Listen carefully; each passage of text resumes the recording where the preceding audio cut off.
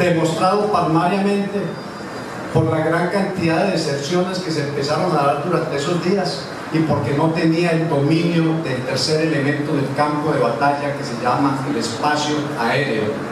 Las bajas que el gobierno le causó a la cúpula de las FARC fueron, como usted muy bien lo dijo, gracias al bombardeo. Y cuando uno lee el documento Renacer del fallecido Cano, una de sus angustias, uno de sus llamados angustiosos era: por favor, tenemos que tener armas antiaéreas porque el gobierno nos está derrotando. Y el gobierno de turno, en su momento, con el poderío aéreo, logró someter a gran parte de la cúpula. La gente empezó a desertar y fue con esa realidad militar que ellos dijeron: ¿sabe qué? Mejor hablemos. Yo estoy seguro que si el gobierno que recibió el testigo, el gobierno que relevó al anterior, hace otro bombardeo, las FARC se desploman definitivamente. De modo que militarmente ese es un mito que hay que sacar, de que hubo empate. No hubo empate, hubo superioridad del Estado, y lo digo desde un punto de vista técnico, como militar y conocedor de estas cosas, como piloto que soy, no lo digo desde un punto de vista político. El otro mito que hay que desmitificar: oí esta mañana que alguien hablaba de millones de muertos y hablaban del conflicto, y usted lo acaba de decir, el mayor lo dijo. El problema de Colombia no es solamente las FARC, es un problema de tejido social serio. Se revisa cualquier estadística desde 1970 de las Naciones Unidas y el 70-80% de muertos en Colombia no se debían al conflicto, era entre nosotros, y sigue siendo entre nosotros, entre compadres que nos vamos un fin de semana a tomarnos una cerveza y terminamos matando por X motivo: mujeres, plata, tierra, envidia, lo que sea, y así nos matamos. Y después cada cual trata de adjudicárselo a uno de los actores políticos armados, cuando no es verdad. El problema de Colombia es de tejido social. El problema es que nosotros, los que estamos aquí, no hemos podido entender que podemos vivir sin matarnos. Y eso me lleva a otra consideración que también quiero desmitificar. La verdad es que con la JEP se busca la verdad jurídica, forense de lo que pasó. Con la Comisión de la Verdad se busca la verdad histórica de lo que pasó, pero no hemos logrado la verdad moral que necesita un proceso de paz. No tenemos esa fuerza moral que nos uniría a todos en el anhelo de la paz. No la tenemos. Pero fue una negociación cuyos resultados están por verse. Llevamos un año de la implementación después de 5 años de negociación, y de acuerdo a las Naciones Unidas, el 52% de los que se acogieron se han ido. ¿Para dónde se han ido? He ahí la gran pregunta. Y siempre a esto se le hace un análisis de tipo político. Otro mito que es importante tener en cuenta y que para mí es el elemento transversal de todo lo que estamos viviendo: ningún conflicto que se haya resuelto en el mundo, póngalo de donde lo pongan, Irlanda, Sri Lanka, El Salvador, donde quiera, ninguno de esos conflictos que se ha solventado con un proceso de negociación tenía un elemento tan crítico y tan grave como es el narcotráfico. Ninguno. Yo no sé, yo fui muy atento en estos 5 años. Unas cosas me alegraron, otras me desagradaron mucho, pero siempre tratando de mantener un criterio crítico, mantener la mesura, mantenerme calmado y racional frente a lo que estaba viendo. Yo oía los asesores que el gobierno colombiano contrató de El Salvador. Conozco a El Salvador por efectos de mi trabajo, lo conozco muy bien. Voy allá con más frecuencia de la deseada. Oí al señor Villalobos. Las recomendaciones que él hacía con base en la experiencia de la guerra de El Salvador, el proceso de paz y lo que están viviendo hoy en día, pues no tenían el elemento del narcotráfico. Ese elemento del narcotráfico es el que permite que organizaciones armadas ilegales como el ELN esté creciendo. Ese elemento ilícito del narcotráfico es el que permite que la sociedad colombiana se siga desangrando entre ella misma, entre nosotros mismos. Ese elemento del narcotráfico es el que nos lleva a ver gente recibiendo como un héroe a un narcotraficante como Inglaterra. Es ese elemento único en el conflicto colombiano que no ha sido resuelto y que este gobierno en mal momento permitió que llegara a límites hasta momentos desconocidos. Tenemos más de 200.000 hectáreas sembradas con hoja de coca. Estamos produciendo más de 1.000 toneladas métricas de cocaína. 40% de esa cocaína sale vía aérea por Venezuela hacia el Caribe. Otro 40% sale en la frontera con Ecuador vía marítima, con semisurgir hacia Centroamérica. Nos hemos convertido en un problema de seguridad para los Estados Unidos. De modo que, si uno mira con seriedad esas cosas, se da cuenta que es mucha la propaganda y es mucho lo que se dice y se argumenta repetitivamente sin hacer un análisis serio del asunto. Las FARC sí estaban evidentemente derrotadas militarmente. El problema de los muertos no solamente es el menor porcentaje entre los actores armados, llámese fuerza pública, paramilitares y guerrilla. En la mayoría de muertos lo producimos nosotros sin estar matriculados en esos asuntos. El problema transversal que estamos viviendo para implementar los procesos de La Habana es el narcotráfico. No es más, es el narcotráfico. Ahora, hay otro ejemplo del mundo en donde unos cultivos ilícitos tienen sumido a ese país en una situación parecida a la Colombia. Se llama Afganistán, en donde los talibanes producen la mayoría de heroína del mundo y en donde ni los Estados Unidos con su intervención ni los gobiernos regionales han podido acabar con estos cultivos ilícitos que mantienen, sostienen y hacen progresar a los talibanes. Habiendo dicho esto, yo había traído una presentación, pero en aras del tiempo quisiera limitarlo a lo siguiente. Frente a la JEP, propuse yo a los organizadores del evento que quería hablar sobre los personajes armados, sobre los actores armados frente a la JEP, y específicamente frente a la JEP, los militares. ¿Cómo están los militares frente a la JEP? ¿Vale la pena que los militares vayan a la JEP? ¿Nos va a ayudar a los colombianos a que nuestros soldados vayan a la JEP? ¿Sí va a ser ese un elemento de asentamiento de la paz en el país? ¿O por el contrario, eso va a ser motivo para que haya violencias en el futuro? Yo quisiera recordar aquí las palabras del presidente Alberto Lleras Camargo en 1958. Mire lo que dijo el presidente Alberto Lleras, con una visión de estadista y con una visión de hombre que conoce muy bien la naturaleza de los colombianos y la realidad del país. Dijo en el Teatro Patria: ya he dicho que considero que es injusto y aberrante que mientras los civiles se perdonan, se amnistían y se abrazan y borran todos los agravios que se hicieron, lo digo en 1958, haya quienes piensan que se puede atacar a miembros de las Fuerzas Armadas por acciones que condujeron bajo órdenes superiores del gobierno en condiciones tremendas de peligro y en medio de una situación de locura y confusión colectivas.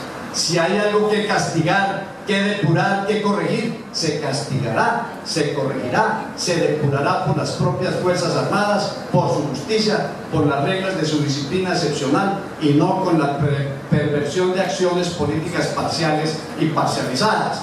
En 1958, por supuesto, no existía la Corte Internacional de la Haya. En 1958 no existía el derecho internacional humanitario. En 1958 no existía ninguno de estos acuerdos internacionales que nos obligan. Pero en 1958 sí había un señor que entendía muy bien el conflicto colombiano y ubicaba muy bien a los hombres, a los soldados que estaban en conflicto. Él decía: tenemos que juzgar a nuestros soldados por su ley. Es que no puede un fiscal o un juez que en su vida ha oído un disparo, ha empuñado un arma, no puede entender la cruda realidad del combate. Los que hemos estado ahí nos sentimos perfectamente imposibilitados de explicarle a una persona civil qué es lo que pasa en un combate, qué es lo que pasa en la guerra, donde están desatadas las pasiones más animales, más aberrantes del ser humano, pero también los actos más nobles de los que ustedes se puedan imaginar. Es muy difícil. Tenemos más de 2.000 en el ejército, más de 2.000 hombres encarcelados sin plena prueba, indiciados por gente que de oídas dijo que sí, que el coronel, que el capitán, que el mayor, tenemos gente ahí en la cárcel y la pregunta es ¿cómo se va a solventar esto? Porque es que de ahí salió otra pregunta y entonces ¿dónde va a quedar el ejército de Colombia? ¿En qué va a quedar el ejército nacional? Porque primero, el ejército nacional es una institución de 200 años de trayectoria, no nació en 1964. Segundo, la base del ejército es pueblo, son sus hijos, señoras, son sus hijos. No hemos traído gringos a que vengan a pelear por nosotros, son nuestros soldados, hombres, no solamente del campo, de las periferias de las ciudades, hombres que uno recibe en el batallón, los uniforma, los entrena y los conduce al combate. Esos muchachos, ¿qué está pasando con ellos? Inválidos en el hospital militar esperando que las señoras de los generales hagan un té para recoger dinero para comprarle una prótesis. Muy complicado. Para ellos no ha habido la concesión de que váyase para la casa tranquilo. No, ellos están encarcelados. ¿Quién va a pelear por nosotros? Por los militares. ¿Quién más va a querer ir al servicio militar? ¿Quién va a defender el Estado? Muéstreme un Estado que no tenga derecho. Los de izquierda dicen, no, ese es un ejército burgués. Pues mire que Cuba y Venezuela tienen unos ejércitos muy poderosos y son de izquierda. Todos los estados necesitan un ejército. Tercer punto, se está desnaturalizando la función del Ejército Nacional. Los ejércitos desde su fundación, desde el 390 a.C. en Maratón, tienen una función clásica, la defensa de la territorialidad sobre la que se asienta el Estado. Ahora nuestro ejército está diversificado en multitud de actividades que no vienen al caso. ¿Sí se puede reducir el ejército con ahorro de presupuesto? Yo creo que sí se puede reducir. Pero antes de reducirlo hay que especificar constitucional y técnicamente cuál es su función. Y hay que tecnificar. En todo este maremágnum lo que yo veo, no políticamente sino técnicamente, es que nuestras fuerzas militares se están desmoralizando, están perdiendo la moral del combate, no justifican, no dicen vale la pena pelear por mis conciudadanos, vale la pena si yo sé que al final siempre el perdedor voy a ser yo. O me matan, o me hieren, o me meten a la cárcel. ¿Qué hago? ¿Quién va a pagar servicio militar en esas condiciones? Ahora, los oficiales no son de la burguesía contrarrevolucionaria al servicio del imperialismo yanqui. Los oficiales somos clase media como todo el mundo. Clase media. Yo les quiero... El siguiente, por favor. Les quiero mostrar un video para que ustedes entiendan cuál es la esencia. Sigamos.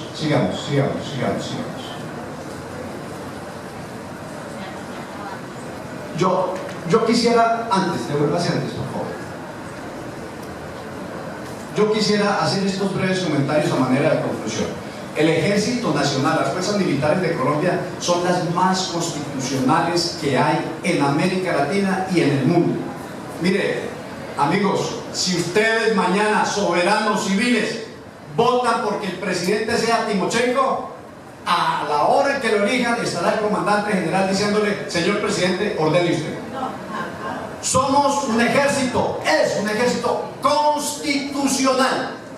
Nadie puede argumentar que aquí en Colombia pasó lo de Argentina, lo de Chile, lo de Brasil. No, señor, aquí no pasó eso. Los militares no tuvieron el poder. Desde mi general Rojas Pinilla hasta ahora no han tenido el poder y no lo van a tener.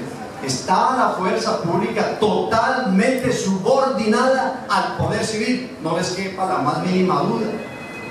De modo que aquí ambiciones de golpe, poderío militar, todo eso no existe. Solamente en la fantasía de los que quieren deteriorar esa institución, que es una institución por lo más que merece el mejor respeto de todos nosotros.